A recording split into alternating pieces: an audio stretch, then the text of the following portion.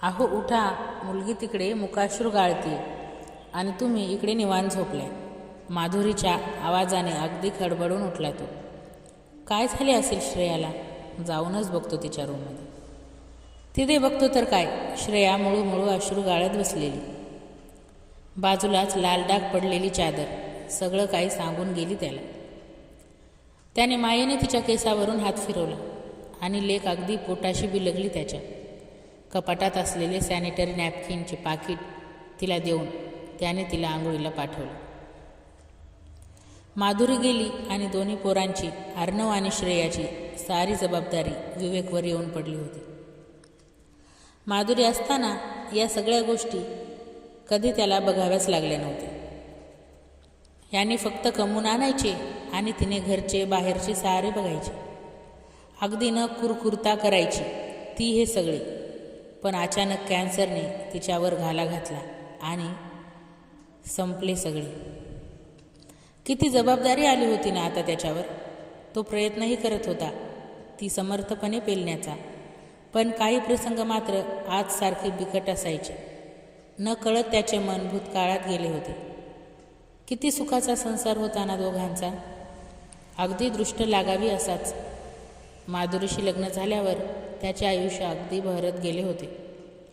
होतीच ती तशी, दिसायला अगदी नक्षत्रासारखी सुंदर, तितकीच मनानेही सुंदर, अगदी नेटकेपणाने सगळ्यांचं करणारी, आपल्या सुंदर स्वभावाने सगळ्यांना जोडणारी. ती जीवनात आल्यावर त्याने अगदी मनोमन विचार केलेला, आता हिच्याशिवाय आयुष्यात दुसरीला स्थान नाहीच. लग्नानंतर अगदी सहजतेने तो उत्कर्षाच्या शिड्या चढत गेला आणि ती मनापासून त्याला साथ देत गेली. संसार वेलीवर 2 गोंडस फुलेही उगवली, अर्णव आणि श्रेया. सगळं अगदी सुरळीत सुरू असताना अचानक माधुरीला गर्भाशयाच्या कॅन्सरचे निदान झाले. आजार वाढलेल्या अवस्थेत होता. परिस्थिती तर पूर्ण बिकटच होती. माधुरीला स्वतःचे भविष्य आता उमगले होते. तिने खूपदा विवेकला ती नसल्यास त्याने लग्न करावे हे सुचवत गेली, पण तो त्याच्या निर्णयावर ठाम होता. तो माधुरीला कसेही करून जगवेल याच आशेवर तो होता. परंतु माधुरीला आता पूर्ण कल्पना आली होती. किशोरवयीन असलेल्या तिच्या मुलांची चिंता तिला आता सतावत होती, खास करून श्रेयाची. 12-13 वर्षाच्या श्रेयाला आत्ताच खरी आईची गरज होती आणि नेमकी तेव्हाच ती नसणार होती. खूप तुटायचं तिचं मन आतून, पण काही उपाय नव्हता. अखेर माधुरी गेली, पोरांच्या विवंचनेतच गेली. माधुरी गेली आणि विवेकचा संसार उघडा पडला. पण माधुरीने पोरांना इतके उत्तम संस्कार दिले होते की मुले अतिशय संस्कारी आणि स्वयंपूर्ण होती. मुळातच शहाणी असलेली ती बाळे आल्या प्रसंगाने अजूनच समजदार झाली होती. सगळ्यांनी त्याला दुसऱ्या लग्नाविषयी सुचवले, पण त्याच्या निर्णयावर तो अगदी ठाम होता.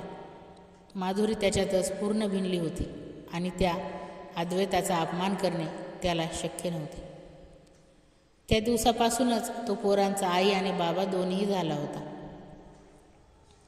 पण आजची परिस्थिती पाहिल्यावर घरात त्याला श्रेयाला समजून घेणाऱ्या एखाद्या स्त्रीची गरज भासू लागली आणि त्या विचारातच तो झोपी गेला. दुसऱ्या दिवशीही तेच विचार त्याला पोखरू लागले. त्याचा तंद्रीत तो पुन्हा निद्राधीन झाला. आज पुन्हा माधुरी त्याच्या स्वप्नात आली. अहो ऐकलं का, श्रेयाला ना आता थोडी आईच्या उभेची गरज आहे. तुम्ही असे करा ना, उद्याच गावाकडे जा आणि आई बाबांना घेऊन या. मला माहिती आहे की तुम्ही म्हणलं की आपण त्यांच्यासाठी स्वतंत्र रूम बांधूनही ते आले नव्हते मागे, मग आता येणार का? अहो माझे मन सांगते येतील ते. तुम्ही जा बघू उद्याच. अगदी खडबडून उठला तो. किती सहजपणे तिने त्याचा प्रश्न सोडवला होता ना. अलीकडे असेच व्हायचे. तो विचारांच्या तंद्रीत चिंतेत झोपी जायचा आणि ती त्याच्या स्वप्नात येऊन त्याच्या चिंतेचे निवारण करायची. अगदी असेच सगळे चालले. दुसऱ्या दिवशी रविवार होता. सकाळीच त्याने पोरांना गावाकडे जाण्याचा बेत सांगितला. मुलेही आतुर झालीच होती.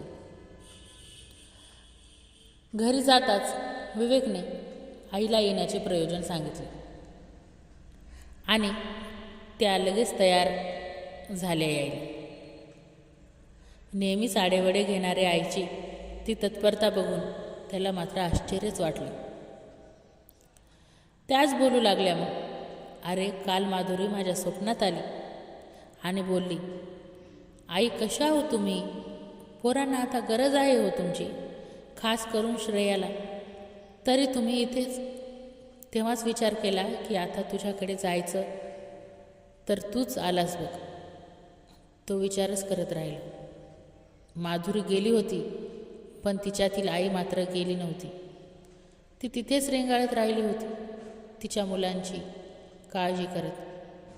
नियतीने डाव साधला होता, पण ती तिलाही पुरून उरली होती. विवेकच्या स्वप्नात येऊन त्याच्याशी हितगुज करून ते अजूनही तिच्या मुलांचं हवं नको ते बघत होते. नियतीही तिच्या पुढे झुकली होती. आता आई बाबा दोघेही आले होते. विवेकसोबतच त्यांच्याही माईची ऊब पोरांना मिळणार होती.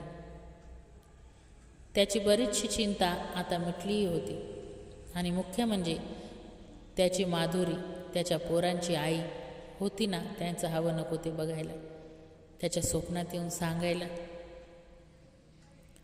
आई मरते, पण तिच्यातली आई पण आणि पालकत्व कधीच मरत नसते.